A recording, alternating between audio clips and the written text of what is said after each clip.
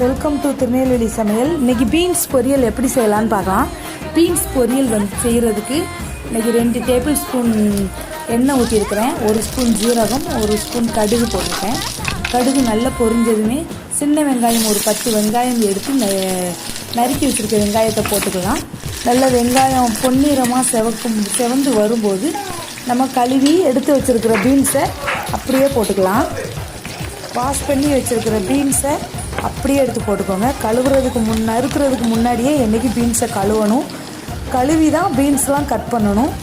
அப்படியே வாஷ் பண்ணி போட்டு நல்லா வதக்குங்க. நல்லா வதக்கிக்கிட்டே இருக்கும்போது கொஞ்சம் சால்ட்டு போட்டுக்கோங்க.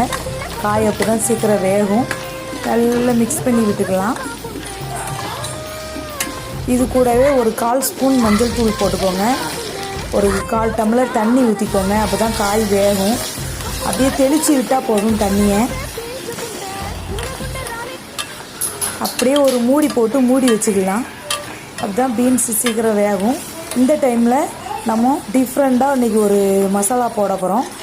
வேர்க்கடலையை தனியாக வறுத்து எடுத்து வச்சுக்கலாம். எப்போவுமே தேங்காய், பச்சை மிளகாய் இதுதான் போடுவாங்க எல்லார் வீட்லேயுமே. இன்றைக்கி வேர்க்கடலை போட்டு பீன்ஸ் பொரியல் எப்படி செய்யலான்னு பார்க்கலாம். வேர்க்கடலையை நல்லா வறுத்து எடுத்து வச்சுக்கலாம். வறுக்காமல் வேர்க்கடலையை போடக்கூடாது, அது பச்சை வாசனை அடிக்கும். வறுத்து தான் போடணும். இங்கே பாருங்கள், நல்லா வறுத்து வந்துருச்சு பாருங்கள்.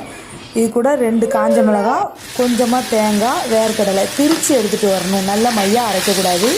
திரித்து எடுத்துகிட்டு வந்து அந்த வேர்க்கடலையை அப்படியே போட்டு மிக்ஸ் பண்ணிக்கலாம். சூப்பராக ரெடி ஆயிடுச்சு. இதே மாதிரி நீங்களும் செஞ்சு பாருங்கள். தேங்க்யூ.